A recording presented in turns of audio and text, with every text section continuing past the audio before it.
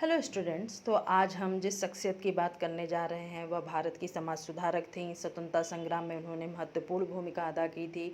महिलाओं को अधिकार दिलाने की दिशा में भी उन्होंने बहुत काम किया था और इसके साथ ही भारतीय हस्तकला के क्षेत्र में नव जागरण लाने वाली वह गांधीवादी महिला थी। जी हाँ, मैं कमला देवी चट्टोपाध्याय की बात कर रही हूँ। उनका जन्म 3 अप्रैल 1903 को मंगलौर के कर्नाटक में हुआ था और उनके पिता का नाम अनंत धारेश्वर था, जो कि उस समय मंगलौर के जिला कलेक्टर थे। और उनकी माँ का भी संबंध राजघराने से था, यानी वह बहुत ही अच्छे परिवार से उनका संबंध था। पर उस समय समाज में जो कुरीतियाँ व्याप्त थीं वह उनका शिकार हो गई थीं और 14 साल की उम्र में ही उनका विवाह हो गया था। लेकिन 2 साल बाद ही उनके पति का निधन हो गया। लेकिन उन्होंने अपनी शिक्षा दीक्षा को जारी रखा और वह चेन्नई के क्वीन मैरी कॉलेज में अपनी शिक्षा को जारी रखी हुई थी। वहीं उनकी मुलाकात उनके दूसरे पति हरेंद्रनाथ चट्टोपाध्याय से हुई। बाद में उन्होंने अपने पसंद के व्यक्ति से ही विवाह कर लिया।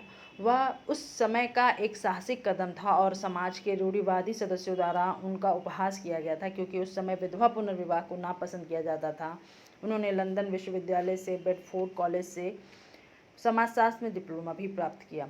वह लंदन में रह रही थी जब उन्होंने महात्मा गांधी के असहयोग आंदोलन के बारे में सुना और 1923 में वह भारत लौट के आई और सामाजिक उत्थान को बढ़ावा देने वाले संगठन सेवा दल में शामिल हो गई थी। कमला देवी ने अपने पति के साथ काफ़ी देश विदेश की यात्राएं की थी।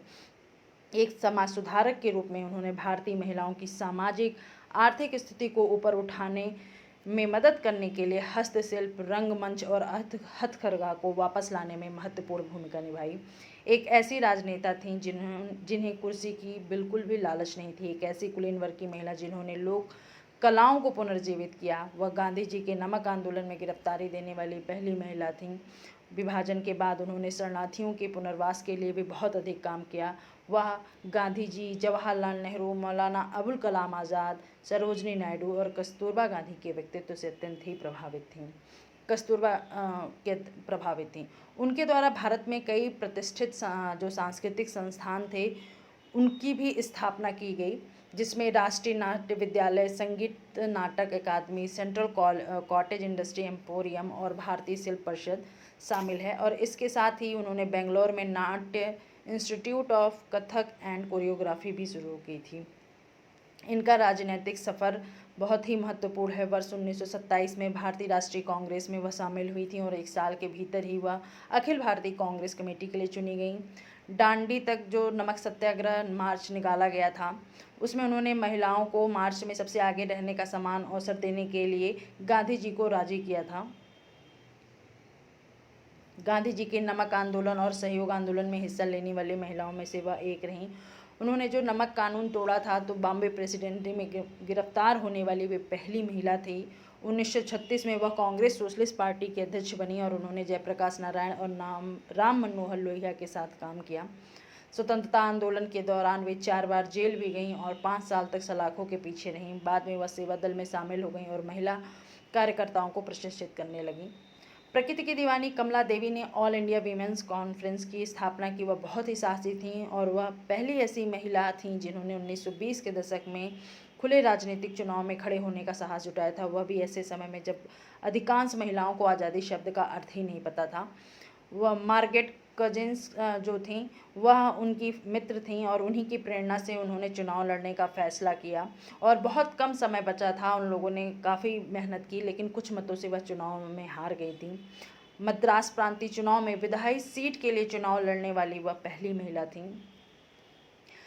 कमला देवी बालिका बधू होते हुए भी वो स्त्री अधिकारवादी थी। उन्होंने बाल विवाह निरोधक विधेयक और सहमति की आयु विधेयक को पारित करने के लिए केंद्रीय विधानसभा में अभियान चलाया।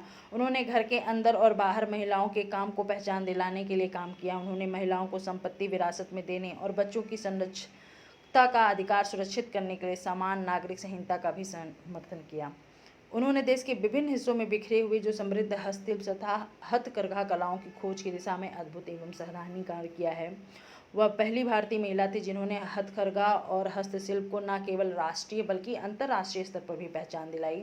आज़ादी के बाद उन्हें वर्ष 1992 में ऑल इंडिया हैंडीक्राफ्ट का प्रमुख नियुक्त किया गया। ग्रामीण इलाकों में उन्होंने घूम घूम कर एक पारखी की तरह हस्तशिल्प और हथकरघा कलाओं का संग्रह किया। इन्होंने देश के बुनकरों के लिए जिस शिद्दत से काम किया उसका असर ये हुआ कि जब वो गांव में जाती थी तो जितने भी हस्तशिल्पी बुनकर जुलाहे होते थे वो अपनी पगड़ी उतार कर उनके कदमों में रख देते थे, और उनकी इन अथक प्रयास और निस्वार्थ भाव से जो सेवा कर रही थी उनसे इसी भावना से प्रेरित होकर उस समुदाय के द्वारा इन्हें हथकरघा माँ का नाम दिया गया। इनकी मृत्यु 29 अक्टूबर 1988 को होती है। इनके जीवन की कुछ उपलब्धियां हैं, जैसे समाज सेवा के लिए भारत सरकार ने इन्हें पद्म भूषण से 1955 में सम्मानित किया। 1987 में उन्हें भारत का दूसरा सबसे बड़ा नागरिक सम्मान पद्म विभूषण दिया गया। सामुदायिक नेतृत्व के लिए उन्हें 1966 में रेमन मैग्सेसे पुरस्कार दिया गया। संगीत नाटक अकादमी द्वारा फेलोशिप और रत्न सदस्य से सम्मानित किया गया। इसके साथ संगीत नाटक अकादमी के द्वारा ही 1974 में इन्हें लाइफ टाइम अचीवमेंट पुरस्कार भी प्रदान किया गया। और यूनेस्को ने वर्ष 1977 में हैंडीक्राफ्ट को बढ़ावा देने के लिए इन्हें सम्मानित किया। शांति निकेतन ने अपने सर्वोच्च सम्मान देसी कुट्टम से सम्मानित किया। और वर्ष 2018 में गूगल ने उनके 115वें जन्मदिन पर होम पेज पर उनका डूडल बनाकर उनको सम्मानित किया था। इनके द्वारा कुछ रचित पुस्तकें भी हैं, जैसे the awakening of Indian women, Japan its weakness and strength, Uncle Sam empire, in war turn China and towards a national theatre. अब इनके जीवन पर कुछ पुस्तकें भी लिखी गई, जैसे रीना नंदा द्वारा लिखा गया कमला देवी चट्टोपाध्याय अ बायोग्राफी, जो कि बहुत इंपॉर्टेंट है। शकुंतला नरसिम्हन द्वारा कमला देवी चट्टोपाध्याय द रोमांटिक रिबल, और कमला देवी चट्टोपाध्याय की एक आत्मकथा भी है इनर रिसेस आउटर स्पेसेस। और ये बड़ी ही रोचक बात है कि वह एक अभिनेत्री के रूप में भी उन्होंने काम किया है। उनकी 2 मुख्य फिल्में थी, एक मच्छकटिका और दूसरा तानसेन है, और शंकर पार्वती और धन्ना भगतट में भी उन्होंने महत्वपूर्ण भूमिका निभाई है। Thank you so much for watching it.